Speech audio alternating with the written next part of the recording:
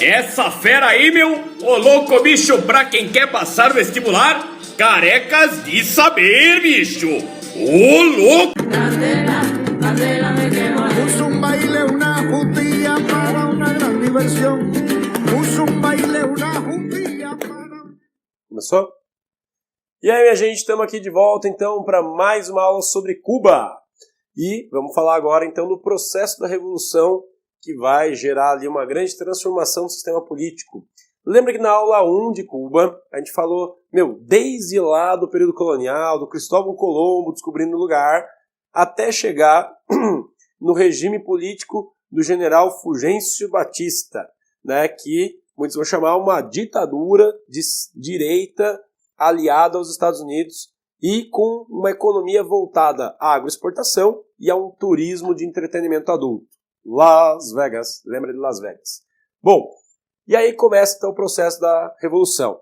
É justamente na segunda vez que o Fulgêncio Batista vai entrar no poder em Cuba que os movimentos contrários de oposição ao seu governo vão ficar mais fortes. Então vejam bem, pausa sobre Cuba, você vai só pensar e refletir e pesquisar um determinado assunto. Cara, analisa todos os processos de transformação, né, mais relevantes aí da história contemporânea. Vê direito quem é que estava fazendo, né, botando fogo na lenha. Cara, sempre tem movimento estudantil reunido.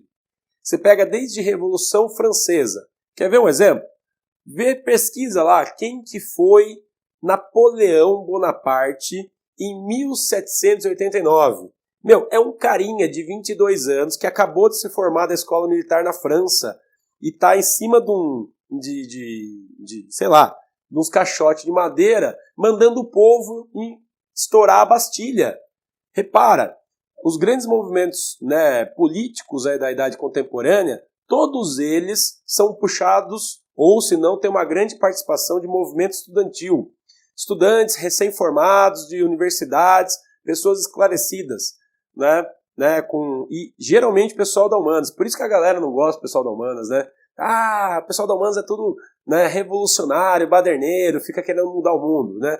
Mas o fato é que já conseguiu várias vezes. E aí você pega, né, Revolução Francesa, você pega vários outros movimentos, não foi diferente também em Cuba.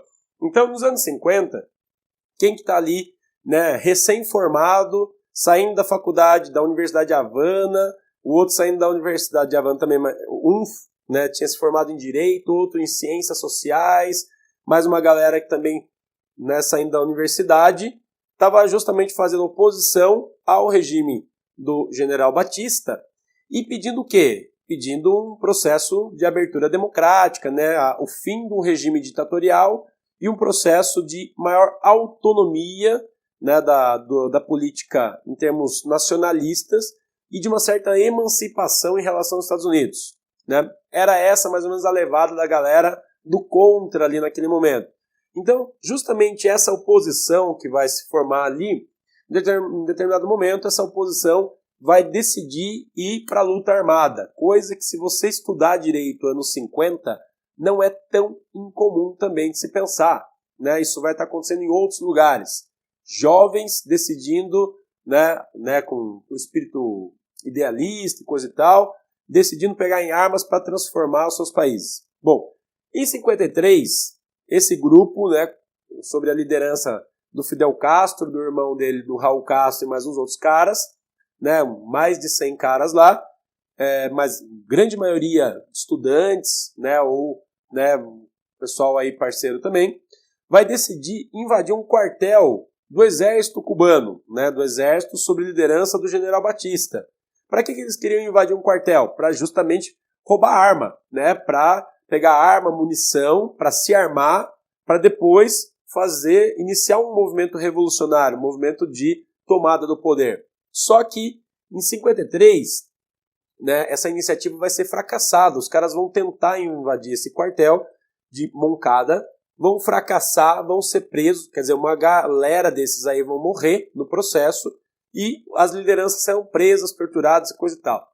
Serão julgados, né, mas no processo do julgamento, 1 a 15 anos, outro a mais, Só que logo após o julgamento, o general Fulgêncio Batista ele vai estar envolvido em alguns escândalos políticos e no meio de um processo todo ele vai, para dar uma amenizada em termos políticos, ele vai liberar um monte de preso político daquele período. E toda essa galera vai ser solta também. Então, os irmãos Castro, entre outros caras envolvidos lá na tomada do quartel de Moncada. E nisso, eles não vão ficar por ali, né, marcando bobeira para ser preso de novo. Então eles vão sair de Cuba, vão se exilar no México. E no México, aí sim eles vão montar uma espécie de escolinha de revolucionário. Então os caras vão montar uma base de treinamento, né, clandestina, é claro, e vão, né, juntar outros cubanos, né, ou pessoas de afinidade ali para sua causa. Bom, é nessa história aí, né, do exílio no México, que vai parar, né, vai somar aí ao movimento puxado pelos Castro, um cara que você já deve ter ouvido falar dele, Che Guevara.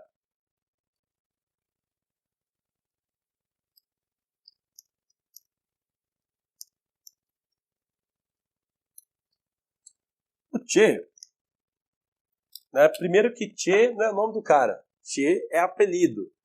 Pensa direito, né? Você brasileiro que está assistindo esse vídeo, se você é do Sul, você é um cara que fala muito Che, né? Se você não é do Sul, você faz referência ao Sul do Brasil a pessoas que falam Che o tempo todo. Bah, Che, não sei o quê, Che, bará, Che. Pois é, essa mania de falar Che não é só coisa do nosso gaúcho brasileiro, mas é coisa também do gaúcho do lado de lá da fronteira, do Paraguai, do uruguaio e do argentino. Então, o Guevara aqui, Ernesto Guevara, ele era argentino, médico, né, um jovem médico, e ele tinha, num dado momento anterior a tudo isso, ele tinha feito uma viagem, né, com um amigo dele, uma viagem de moto, fazendo alto rolê assim, pela América Latina. E nessa viagem, que aliás é nome de filme isso, né? É um filme sobre essa viagem dele, Diário de Motocicleta. Nessa viagem ele vai se sensibilizar muito com os problemas da América Latina, com as diferenças de renda, com as diferenças sociais, e ele vai incorporar, né, vamos dizer assim, uma ideologia de querer, né, solucionar essa questão, né, das desigualdades na América Latina. E é nessa história que numa segunda viagem, então, ele vira guerrilheiro. E ele vai participar de várias guerrilhas ou, né, ações em países diferentes até encontrar o grupo do Fidel no México. Bom, vamos falar um pouquinho mais sobre essa galera e como é que eles vão voltar então para Cuba. Bom, então vamos só entender um pouquinho aqui, é claro que de maneira mega resumida, o que foi o processo da Revolução Cubana, né? Então aquela galera, né, como eu tinha dito antes, que estava lá no exílio no México, se preparando para tomar o poder. Nisso entra a figura do Che Guevara, né, o argentino que vai conhecer, né, todo esse movimento lá no México, vai conhecer o Fidel Castro, Raul Castro, o Camilo, como que é o sobrenome dele mesmo? Camilo, esqueci, você vai lembrar, Cienfuegos, alguma coisa assim. Enfim, são vários revolucionários que estão lá reunidos no México e, em determinado momento, eles vão fazer, né, o planejamento para atacar Cuba. Bom, vai ser um negócio mega precário, coisa de universitário mesmo, sabe? Aquela coisa de reunir a galera, 20 caras na caçamba de uma Fiorino, assim, né? Esse tipo de coisa. Então, vai colocar tipo uma porrada de gente, mais de 80 caras, dentro de um barquinho furreca, e eles vão atravessar, né, esse trecho de mar até chegar a Cuba. Era tão precário que eles atrasaram 2 dias no caminho, né, porque o barco não aguentava tanta gente, tinha muito mais gente do que cabia. O fato chegaram justamente pela região mais ao sul da ilha, uma região conhecida como Sierra Maestra. Tem que lembrar o seguinte, né, pega depois, dá uma olhada no mapa de relevo de Cuba, para você entender, né, a questão estratégica, militar que os caras pensaram mesmo. Havana está lá na ponta mais ao norte. E Cuba, né, é uma ilha cujo centro tem uma formação muito montanhosa, ok? Então, como é uma região, né, que teve ali várias quebras e dobramentos de placa tectônica, o meio da ilha é mais pontudo, né, mais montanhoso, e essa parte aqui mais ao sul também, você tem uma formação bastante montanhosa. E daí? E daí que num relevo como esse, é mais fácil da galera se camuflar, né, ficar ali escondido na moita dentro das montanhas e dentro da floresta. Não é uma região muito ocupada. Então dali partiria-se para outras ações. O fato é que mesmo assim, mesmo escolhendo o lugar pouco habitado da ilha, logo na chegada eles vão enfrentar, né, uma parte ali, algumas tropas do governo instalado, e nisso uma galera vai morrer. Então vão sobrar mais ou menos uns 20 guerrilheiros, né, daquele grupo original lá, de quase 100 caras, e vão sobrar mais ou menos uns 20 caras. Aí você fala, mas como é que 20 caras fizeram uma revolução, tomaram o poder num país? A questão é que esses 20 multiplicaram depois. Porque olha o que acontecia, né? Muitas vezes isso vinha acontecendo. O exército, né, do governo do Batista se aproveitava da população pobre camponesa. Então haviam vários casos, né, de soldados que, né, usando, né, da sua autoridade, iam lá, roubavam a população pobre. Você tinha vários casos de estupro, né, de mulheres, né, do campo, casos como esses que foram sendo levantados e que justamente foram, né, o alicerce do apoio popular que se deu a esse grupo de revolucionários.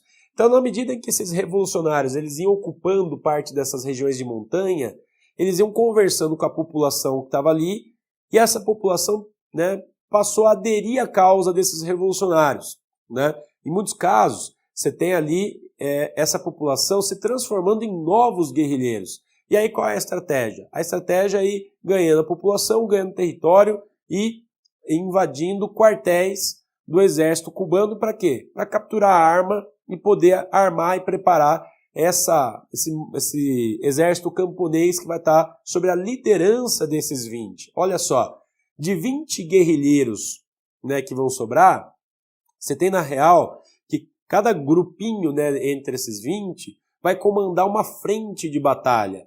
E, não vai ser do dia para a noite. Então os caras vão ficar mais ou menos 3 anos nessa história.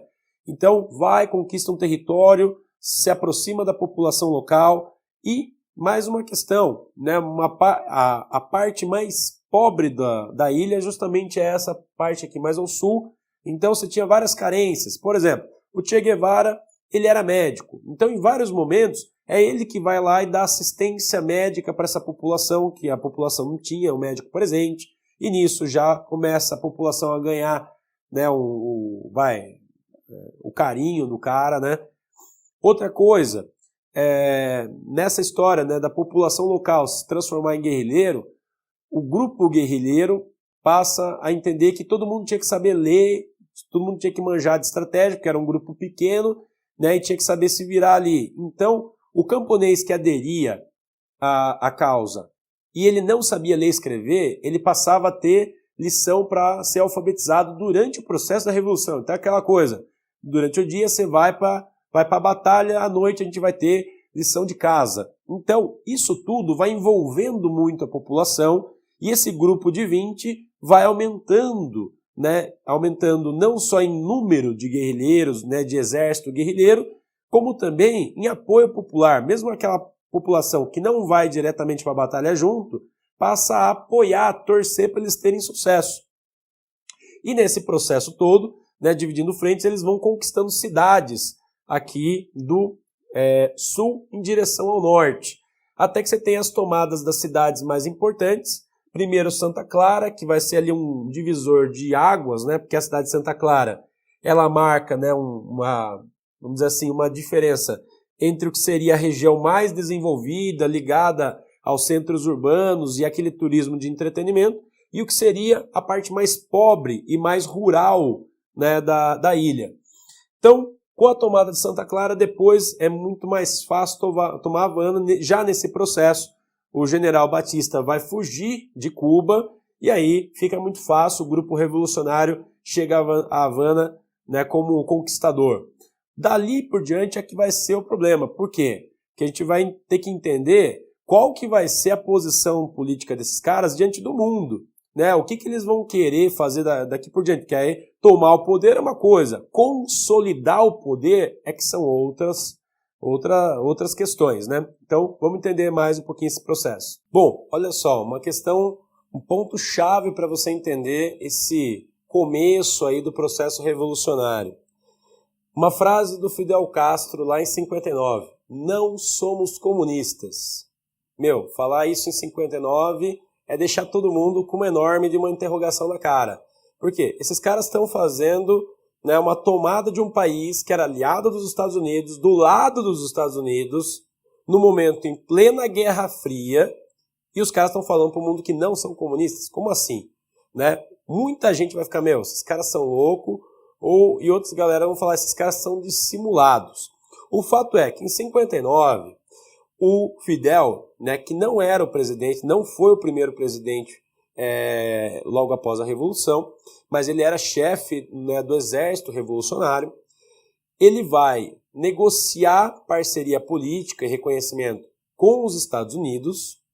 Enquanto isso, o Che Guevara, né, herói da Revolução, e né, naquele momento, não me lembro qual cargo que ele ocupa primeiro, ele vai ser ministro disso, depois daquilo, ele vai negociar com a União Soviética, em 59 já. 59 e 60, esses caras eles vão ficar transitando entre qual lado eles vão se aproximar mais no processo ali, no contexto de Guerra Fria. Mas como assim? Né? Como assim se aproximar dos Estados Unidos? Porque veja bem, a questão toda, a princípio, né, claro que entre os grupos que participaram da Revolução, você tem intrigas, grupos que torcem mais para um lado, mais para o outro. Mas, a princípio, o grupo que está no comando, que envolve o Fidel e o Che Guevara, eles têm muito mais do que a questão do comunismo, do enquadramento internacional, eles têm aí a questão do anti-imperialismo norte-americano. Esse é um ponto-chave do processo revolucionário, o anti-imperialismo norte-americano. Veja bem, Cuba, antes da Revolução, era um país que era uma espécie de protetorado dos Estados Unidos, tinha uma política e uma economia extremamente vinculadas, né, de acordo com os interesses dos Estados Unidos. O processo da Revolução, a princípio, serviria para quebrar esse vínculo, essa amarra forte. Mas, olha só como na política tudo pode, né? Não é assim, tipo, a gente brigou ontem, a gente vai ficar magoadinho hoje. Não, na política é essa coisa toda. A gente brigou ontem, hoje é hoje, né? Tudo pode acontecer. Então, logo após a Revolução, era possível sim uma aproximação com os Estados Unidos, desde que em termos diferentes daqueles governos anteriores, entendeu? A ideia era tentar uma autonomia maior da ilha em relação à política e a política e a economia dos Estados Unidos. Bom, o fato é que essa coisa do mais ou menos, do caminho do meio, em tempos de extremismo, de Guerra Fria, não rolava. E o fato é que ter o Che Guevara negociando com a União Soviética do outro lado deixava muitas dúvidas, né, do governo norte-americano em relação a esse processo revolucionário, né? Bom, tem outra coisa, né, com relação ao Che. O Che ele não é cubano, ele era argentino. E o Che ele era muito simbólico para essa revolução e se tornou um grande símbolo porque ele extravasa a questão para além de Cuba. Né? A figura dele envolvida ali nas lideranças do processo revolucionário cria um exemplo. Por quê? Porque a gente tem que entender qual é o momento histórico. Nesse momento histórico, né, outros países pela América Latina estão também participando de um certo levante, e pelo menos assim, em termos das várias áreas da ciência, do pensamento crítico na área do direito, da economia, de alternativas ao vínculo que se tinha com os Estados Unidos. Então, a questão, né, da Revolução Cubana e do Che Guevara em especial vai, né, criar uma ideia de que, olha só, o que aconteceu em Cuba não é cubano, é latino-americano. Dá para entender? Por quê? Porque o Che não é cubano. Então, esse processo revolucionário, ele está aí acontecendo, ele começou em Cuba, mas ele vai acontecer com a América Latina. Ou seja, a América Latina vai começar a soltar suas amarras em relação aos Estados Unidos, em relação à chamada doutrina Monroe. Essa era um pouco a ideia, o espírito da época com relação à Revolução Cubana. E é claro que os Estados Unidos entendiam isso. Tanto entendia que começou a fazer pressão para o processo da Revolução, né, ter um fim. Vamos ver um pouquinho sobre o que aconteceu para que os Estados Unidos, né, arrochassem ainda mais a pressão sobre a tal da Revolução Cubana. Então, olha só, a gente estava falando justamente dessa questão, né, que no começo do processo revolucionário a liderança está dividida, né, a quem vai apoiar, a quem vai buscar apoio internacional. Porém, uma questão interna já aplicada no início da Revolução vai ser o grande, né, divisor de águas. Por quê? Logo que se instala a Revolução, começam as chamadas reformas, né? Então, as reformas de base. Então, tudo isso envolve uma distribuição das propriedades e aquilo que a gente chama de nacionalização das propriedades privadas. Nacionalização é a mesma coisa que estatização. Significa o quê? Que aquilo que era privado, né, que era de alguma empresa, de um proprietário, passa a ser do Estado e passa a ser então uma fonte de trabalho, só que do tipo funcionário público. O Estado administra e distribui para a população de alguma maneira a renda gerada a partir daquela atividade. Olha só, essa ação ela é de caráter socialista, né? Por quê? Porque a gente está falando aqui da socialização dos meios de produção. Então, essa ação em si, feita no processo revolucionário, ela já vai dar um sinal para os Estados Unidos, né, que vai ficar extremamente insatisfeito. E nessa história toda, não é só pela questão ideológica, é também porque o fato de que a maior parte das fazendas que vão ser nacionalizadas eram fazendas de proprietários norte-americanos que investiam em Cuba. Mesma coisa com as empresas, com as indústrias que existiam lá, com os próprios cassinos, hotéis, enfim, com toda a área urbana, mesmo a estrutura em termos de prédio, né, prédio dessas empresas, tudo isso vai ser nacionalizado e, é claro, isso vai desagradar, né, aquele filão econômico que representava Cuba para alguns setores do turismo norte-americano. Pois bem, com isso, o que vai acontecer? Em 1960, os Estados Unidos vai então bloquear as propriedades cubanas, né, de cubanos dentro do território norte-americano e vai aplicar um embargo econômico sobre Cuba. Aqui começa então uma nova fase, né? O embargo econômico ele vai ser aí um elemento muito importante, né, que o pessoal que é a favor de Cuba vai dizer que foi, né, o embargo o principal responsável, né, pelo entrave econômico e né, pelos problemas de infraestrutura que Cuba vem sofrendo até hoje. Por outro lado, né, vai ter a galera que vai dizer que não, que Cuba pisou na bola ao realizar esse tipo de reforma logo de cara, sem antes ter dialogado com os Estados Unidos. Veja que na política não tem que ter sentimento, né? Tem várias questões envolvidas e Cuba já apontou para um caminho que era o caminho do socialismo mesmo. E é claro que nessa já vai fechar com o Bloco Internacional Socialista. Bom, olha só a data, 1960. Tenta comparar sempre as datas que a gente vai fazendo aqui com movimentos que estão acontecendo no Brasil, em outros países da América Latina. Repara quem que vai ser o presidente eleito, por exemplo, no Brasil em 60. Qual que é o modelo de política que ele vai colocar?